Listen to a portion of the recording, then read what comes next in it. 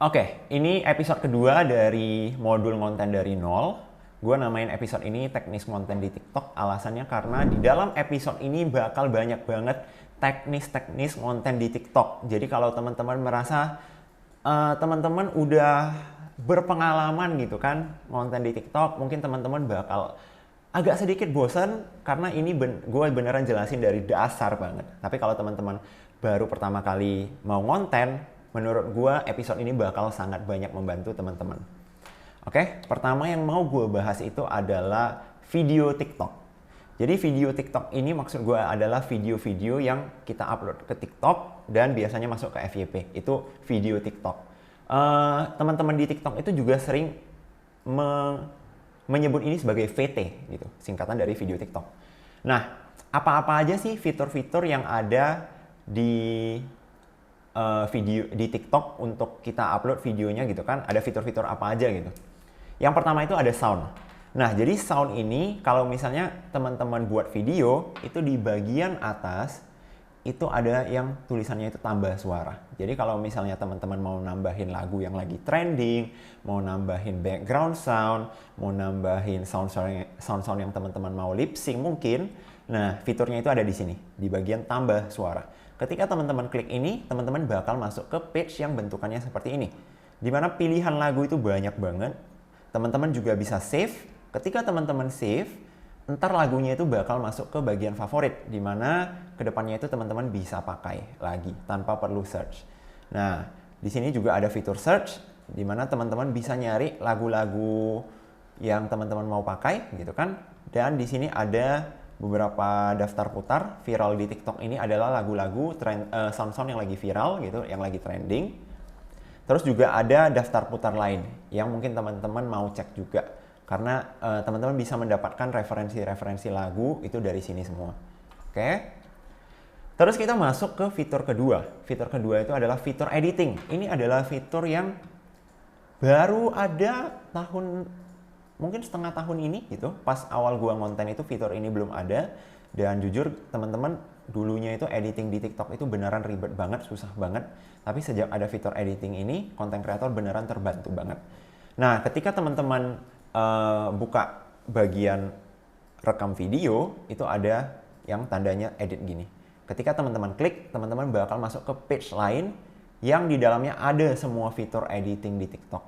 Mulai dari masukin sound, masukin teks, overlay foto gitu kan, nambahin gambar ke video teman-teman ataupun efek. Nah, di bagian sini teman-teman juga bisa ngedit perpanjang cut video ataupun mindah-mindahin susunan video. Semuanya itu bisa diedit gitu. Walaupun fiturnya itu tidak se-advance aplikasi-aplikasi editing di luar TikTok, tapi menurut gue ini udah membantu banget kalau teman-teman hanya ingin sekedar buat short video doang. Oke, terus ini salah satu fitur TikTok favorit gue, namanya in video text.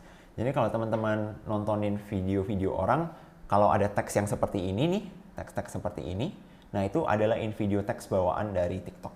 Jadi teman-teman bisa klik simbol A besar A kecil ini. Nah, nanti teman-teman bisa menambahkan teks apapun yang teman-teman mau.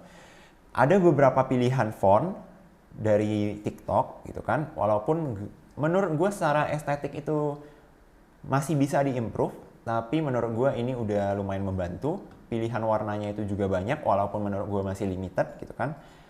Terus juga ada fitur ini, bold, bukan bold, tapi nambahin kayak ada backgroundnya gitu, yang bagian hitam ini kalau teman-teman lihat. Nah, terus ada ini untuk ngatur alignment-nya gitu kan. Lanjut kita ada yang namanya voice over. Voice over ini logonya yang mic ini. Nah, ketika teman-teman mau voice over di video teman-teman bisa klik ini dan langsung rekam aja. Jadi biasanya teman-teman tinggal klik rekam dan tinggal ngomong aja gitu, langsung masuk ke dalam videonya. Ada beberapa istilahnya ini kayak filter suara yang teman-teman bisa pakai, cuman gue jarang pakai gitu, yang juga bisa teman-teman coba. Oke? Terus kita lanjut ke bagian efek, filter, dan juga green screen. Nah, biasanya kalau teman-teman lihat di bagian bawah dari rekaman video TikTok itu ada yang namanya bagian efek. Bagian efek ini banyak banget filter-filter, efek-efek, dan juga green screen yang bisa teman-teman cobain satu-satu. Jadi kalau misalnya teman-teman kadang melihat efek, oh kok bisa ya videonya itu pelan-pelan ngezoom ke muka, nah itu menggunakan filter yang satu ini, efek yang satu ini, efek yang satu ini. Terus kalau teman-teman lihat, oh kok bisa ya di video TikTok orangnya itu backgroundnya itu foto gitu kan, nah itu menggunakan pilihan green screen. Nah jadi banyak banget efek, filter, dan juga green screen yang teman-teman bisa coba untuk mempercantik video teman-teman. Terus kita lanjut ke timer. Nah, timer ini biasanya berguna banget ketika kita ngerekam sendiri, gitu. Jadi biasanya kalau gue ngerekam sebuah video review, nah HP-nya itu gue letakin dan gue pasang timer mungkin 3 detik dan stopnya di mana, gitu. Jadi gue tetap bisa menggunakan kedua tangan gue, gitu kan, ngerekam tanpa perlu bantuan orang lain karena ada fitur timer ini, gitu. Lanjut, nah kita masuk ke keranjang kuning. Nah, keranjang kuning ini bisa teman-teman temukan di bagian saat teman-teman mau di saat teman-teman mau masukin caption, gitu kan, di bagian bawahnya itu ada yang tulisan tambah tautan. Di bagian tambah tautan ketika teman-teman klik bakal ada produk. Tapi teman-teman harus pastikan teman-teman udah menambahkan produk ke TikTok Shop teman-teman ya.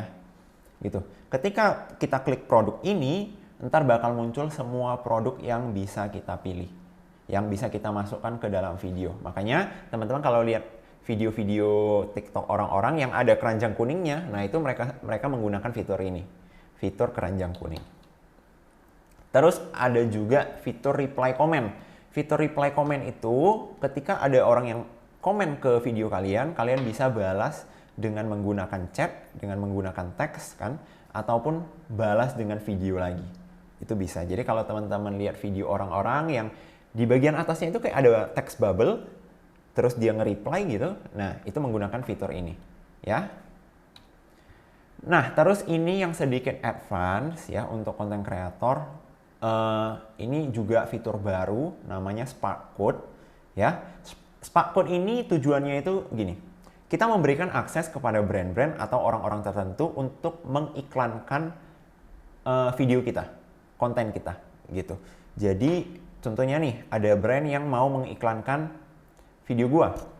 Nah, gua harus memberikan dia akses dengan memberikan Spark Code ini. Jadi Spark Code ini seperti kunci lah untuk mereka mengakses video kita, untuk mereka mengiklankan video kita.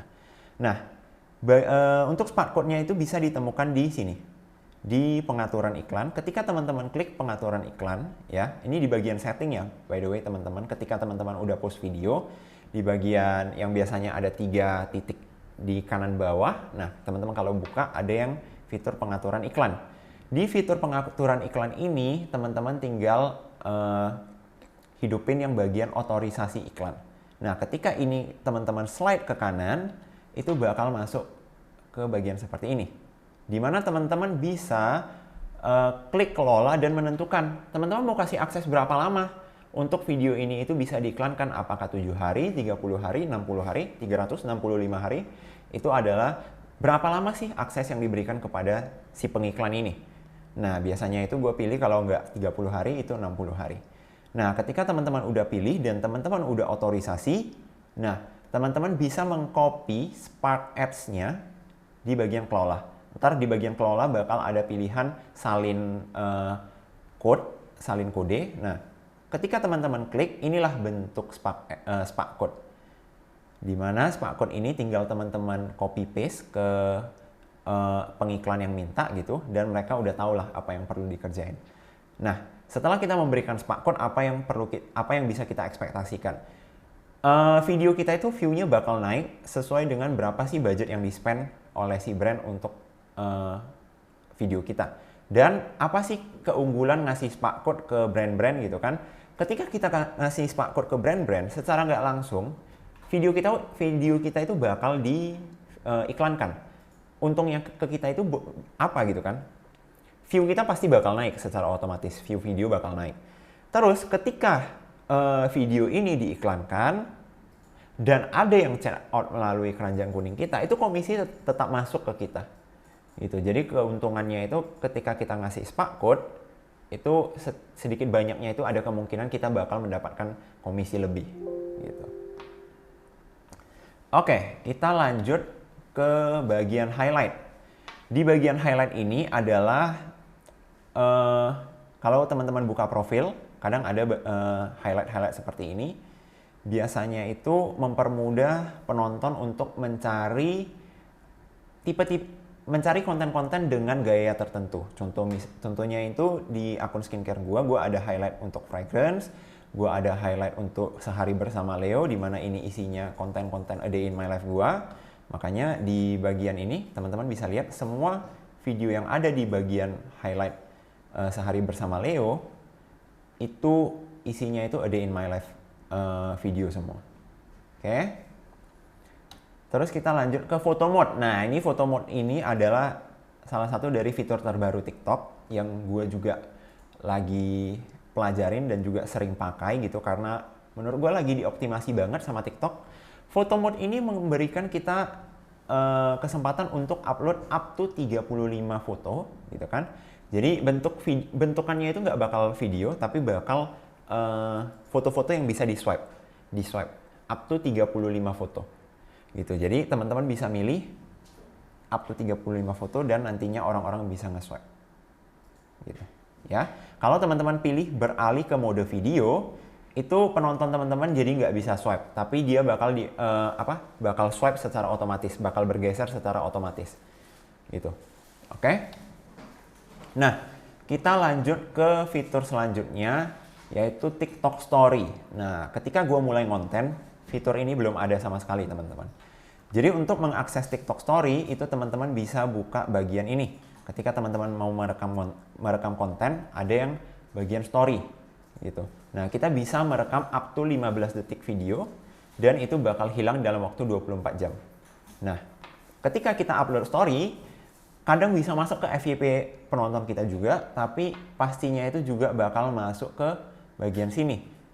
Nah, ketika penonton teman-teman buka bagian komentar, nah bubble-bubble profil teman-teman itu bakal muncul. Tapi ketika ada story-nya, itu bisa diklik dan langsung masuk ke story teman-teman.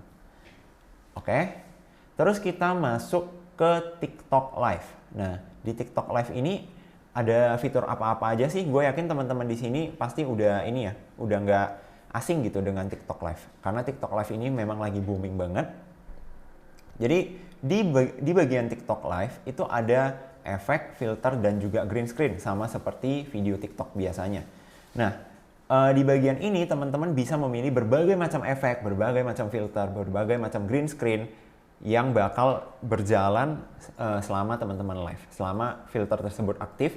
Nah, ketika teman-teman live ya ada filter tersebut gitu. Terus di live kita juga bisa nambahin produk nih. Kita bisa nambahin keranjang kuning, nambahin etalase, biasa orang-orang bilang. Biasanya ini ditambahin sebelum kita mulai live. Ya, sebelum kita mulai live, supaya pas nge-live itu kita bisa langsung jualan, itu kita tambahin produknya itu sebelum kita mulai live. Ntar ada pilihan bisnis, sebelum teman-teman live, ntar ada pilihan opsi bisnis. Ketika teman-teman klik, itu ada bagian tambah produk. Jadi teman-teman pastikan teman-teman udah nambahin semua produk yang teman-teman mau jualin dulu di sini, supaya pas nge-live itu tinggal jualan doang gitu. Terus next itu live event. Jadi teman-teman pernah nggak sih nonton video TikTok tapi di bagian keranjang kuningnya itu bukan keranjang kuning, tapi ada sebuah kalender merah yang memberitahukan teman-teman kapan si konten kreator ini bakal ada live. Nah, itu dibuat melalui live event. Ketika teman-teman klik live event, habis itu masuk ke bagian sini, teman-teman klik acara live, teman-teman bisa setting jadwal live. Jadi ketika kita setting jadwal live, semua video yang masuk ke FYP entar bakal muncul fitur live ini, fitur live event ini. Dan orang-orang yang nonton itu bisa mendaftar dan mendapatkan notifikasi ketika teman-teman mulai nge-live.